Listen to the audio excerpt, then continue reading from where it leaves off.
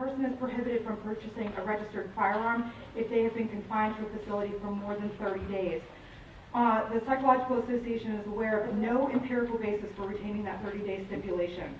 It implies that confinement in and of itself raises concern about a risk of violence to oneself or others. The key issue is not whether or not the individual has a history of mental illness or has been confined to the facility for any length of time, but whether that individual has demonstrated violent behavior or the propensity towards violent behavior. Furthermore, on page 23 of the bill, lines 17 and 18 include voluntary commitment. MPA is opposed to this inclusion as it would unnecessarily include individuals seeking treatment for anorexia, bulimia, substance abuse, or even mild depression. Mental illness alone does not equate a propensity towards violent acts.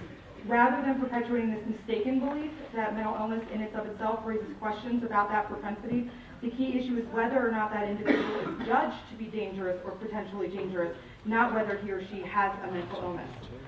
And lastly, I'd like to turn it over to Dr. Kathy Seifert, who has her PhD in psychology from the University of Maryland and has been featured on CNN regarding the Arizona shooter, also investigated Discovery Channel, and is the author of several books. Thank you very much. Thank you very much for hearing me. It's been a long day, and I know everybody must be tired and hungry. So, I will be quick.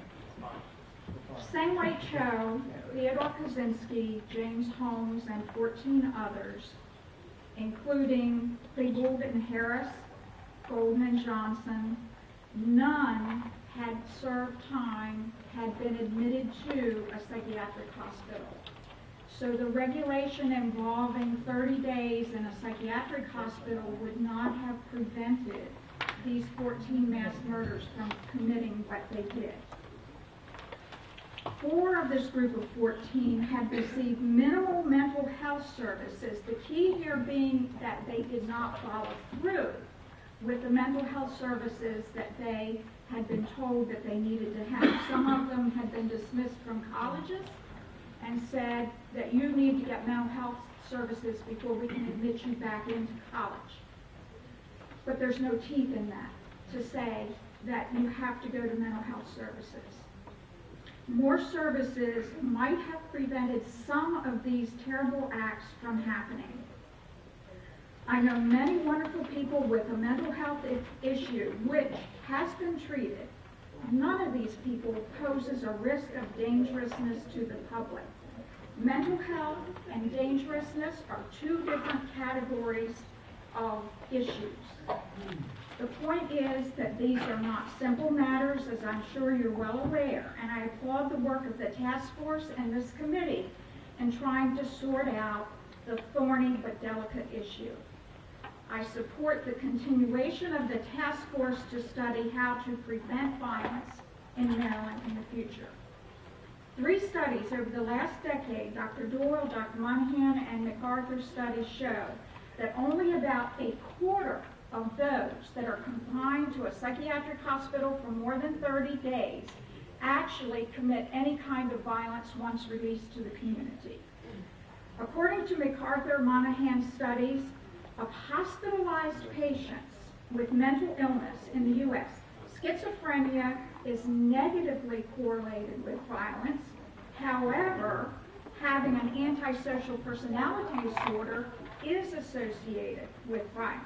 So it's not all mental illness, it's categories of mental illness.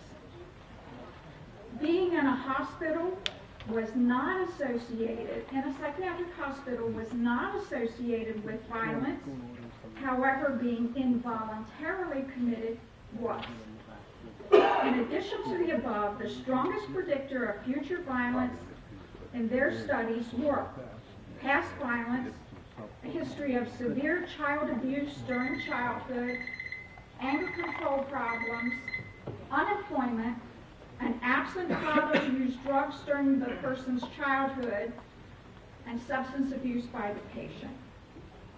One risk factor alone is insufficient to determine who is going to be dangerous and who is not. It is the culmination of risk factors in a perfect storm and the lack of resources to solve the problems the person has that creates a dangerous person. Dr. Senator Brochen has a question followed by Senator Zirkle and Senator Lewis. So, first of all, thank you very much for waiting it out. And so I guess what I'm hearing from you, and tell me if I'm wrong, is that we do nothing, and that we do. No? I mean, because you're pointing some pinpoint things that we need to find. You know, you said people who are involuntarily committed are more prone to violence, and then you talked about people who are schizophrenic aren't, et cetera, et cetera. So, did the governor get it right in here, or do we need to go back to the drawing board and pinpoint exactly the stuff that you talked about and then bring something else in? That's what I meant. Yeah, and if you want to prevent people who are dangerous from having guns, if that's the point, Right. then you have to look at the literature about what kinds of people are dangerous. So we And need- not all mentally ill people are Right. dangerous. So I got it. So we need to go back to the drawing board. Is that what you're saying? No, the literature is out there, it's I'm very not clear. talking about the literature. I'm talking about the language in Senate Bill 281 that talks about how to deal with people who have psychiatric problems and access to guns. What I'm Yes, hearing- I would, What I'm hearing from you is we need to get it right, and we need to go back and get it right. yes, Okay. that is what I'm saying. I'm sorry. And I appreciate your testimony. It's very illuminating, very interesting. Thank you. Senator Zirkle. Thank you, Mr. Chairman. And I appreciate your testimony too. This is the first one we've kind of on this point in a while. There was a task force. I mean, I appreciate your answer to Senator Brochen, because I guess the position of your society is that all of the provisions related to mental health access to guns are to be stripped out of this bill. That's the position of the Psychological Society? We would like to see more study and more specificity in terms of dangerousness before they actually put it in a bill. Okay, so here's my question, because we had a task force that I think your society served on. We were not appointed to the task force. We would like to. Psychiatric Society was on there? They were. We'd like it to Okay, continue. Psychological was not. All right. Well, let me go through some of them with you. You know, one of the things, I mean, then there were a number of very specific things that were left out of the law. I mean, and our task force isn't continuing, so I appreciate the desire to have it. I agree with that aspect. But so one of the aspects that they suggested was that any threat would have to be reported by psychologists, psychiatrists, educators, and so forth. Specific, I mean, I guess the general language was threats with specificity to an individual, threats of suicide. They would be reported to local law enforcement. Fairly, you know, very specific and very, I would think, controversial, but interesting proposal. Did you take a position? Has the society taken a position on that proposal that did in fact emanate from the task force? Yes, we did. We were opposed to that. Why is that? There's already a duty to warn statute, and I'm sorry I don't have it in front of me, that all providers have, and I'm sure Kathy could explain it to you, but this would very much lead to much over-reporting and fear to even disclose your own issues with your provider for fear that everything's going to be reported. Just to comment on the state of Virginia, Sang-Wei Cho was in the state of Virginia. He did have a hearing. He was assessed as mentally ill and dangerous to himself and others. He was court-ordered to outpatient mental health therapy.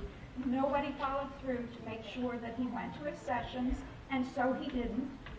Okay, And the rest is history. The coordination of law enforcement and mental health then becomes a very important task, so that